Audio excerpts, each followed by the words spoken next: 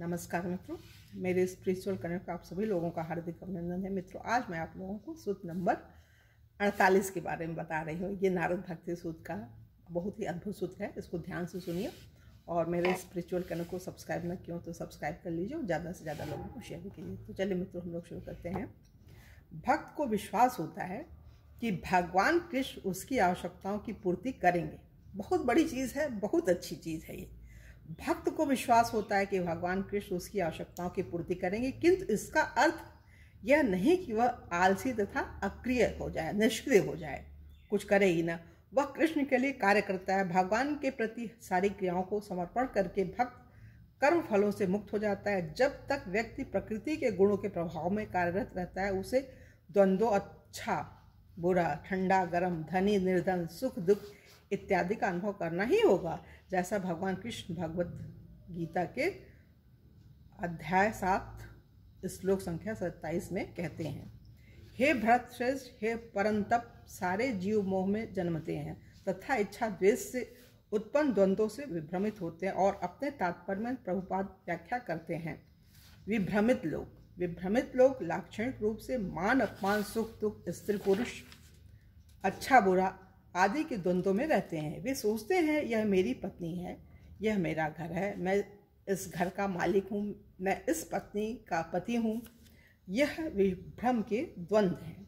द्वंद्वों द्वारा इस प्रकार विभ्रमित लोग नीरे मूर्ख होते हैं और इसलिए परम पुरुषोत्तम भगवान को नहीं समझ सकते। द्वंद्व का विभ्रम स्वयं को शरीर मानने से उत्पन्न होता है।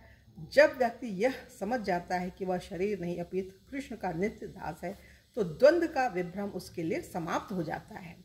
जब कोई भक्त शारीरिक सर्दी गर्मी, सुख दुख का अनुभव करता है, तो वह उसे शरीर के संदर्भ में दिखता है तथा बिना विकर्षित हुए अपनी सेवा का पालन करता रहता है। भगवत गीता के पूर्वार्ध में भगवान कृष्ण अर्जुन को सुख या दुख दोनों में स्थित प्रज्ञ रहने को कहते हैं। स्थित प्रज्ञ माने हर स्थिति में संतुलन बना करके विचलित न हो। दुख हुआ तो बहुत दुखी हो गया, सुख हुआ तो बहुत सुखी हो, ये नहीं है। स्थित प्रज्ञ का मतलब भगवान में अपने मन को लगा दीजिए और किसी बारे में सोचिए नहीं, ये वो जो सुख दुख आपको ना हो, वही स्थित प्रज्ञ होने की स्थिति होती है। बाद में कृष्ण द्वंद्व का अतिक्रमण करने वाले भक्त के प्रति अपनी प्रसन्नता व्यक्त करते हैं, जो न हर्ष करता है, न शोक, न जो न पश्चाताप करता है, न आकांक्षा, और जो शुभ एवं अशुभ दोनों वस्तुओं का परित्याग करता है। ऐसा भक्त मुझे बहुत प्रिय है, भगवान ही बोलते हैं। अब तक यह स्पष्ट हो जाना चाहिए कि भक्ति केवल प्रेम के पुण्य विचार नहीं अपितु अभय कर्म है। भक्ति क्या है? अभय कर्म है। नारद पूर्ण शरणागति तथा भगवद इच्छा के प्रति पूर्ण समर्पण से कम की मांग नहीं करते, किंतु यदि किसी पड़ाव पर व्यक्ति नारद द्वारा शिक्षित आदर्शों तक पहुंचने में स्वयं को असमर्थ अनुभव करे, तो वह निंदा योग्य है, निंदा योग्य नहीं। भगवान कृष्ण भी कहते हैं कि यदि हम सर्वोच्च शरणागति की प्राप्ति न कर पाए, तो हमें सामर्थ्य के अनुसार कार्य करना चाहिए तथा क्रमशः प्रगति करने का प्रयास करना चाहिए, किंतु हमें भगवान कृष्ण के प्रति पूर्ण शरणागति की असमर्थता के संबंध में विनम्र होना चाहिए। हमें अपनी दुर्बलता की सफाई देने हेतु अटल शिक्षाओं को बदलने का प्रयास नहीं करना चाहिए। नारद तथा वैष्णव आचार्यगण हमें भक्त बनने हेतु अपने जीवन बदलने को कह रहे हैं, क्योंकि एकमात्र उसी से हम नित्य सुखी हो सकेंगे। यह परिवर्तन लाने में कठिनाइयों का अनुभव होने का कारण हमारी भौतिक आसक्तियां हैं।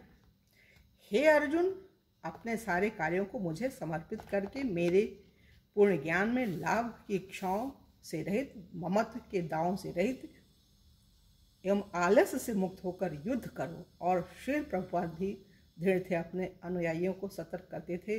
आराम का जीवन तथा कृष्ण भावनामृत बेमेल होते हैं। माया हमें आराम करने तथा भौतिक संसार में पड़े रहने का निर्देश देती है, किंतु उसके प्रस्ताव केवल एक धोखा है। वे हमें भौतिक भक्ति में, सेवा में तपस्या न करने को कहेंगे, किंतु यदि हम उसके प्रभाव में पड़े तो हमें जन्म जन्मांतर तक उद्यम करने तथा निम्न योनियों में पीड़ा होने का बाध्य होना पड़ेगा। मतलब निम्न योनियों में रहेंगे और पीड़ा हमें मिलती रहेगी, इसके लिए हम बाध्य होंगे। नारद हमें माया के सागर को तरने हेतु अभी थोड़ी कठिनाई उठाने तथा हमेशा के लिए पीड़ा मुक्त हो जाने को कह रहे हैं। ये बहुत अद्भुत सूत्र है, सारे सूत्र अद्भुत हैं, 48 तो बहुत ही अद्भुत है मित्रों। तो यहाँ पे ये पूरा हुआ और कल की वीडियो में आप लोगों से पुनः मिलेंगे। तब तक ले जय हिंद, जय भारत, ओम शांति, ओम शांति।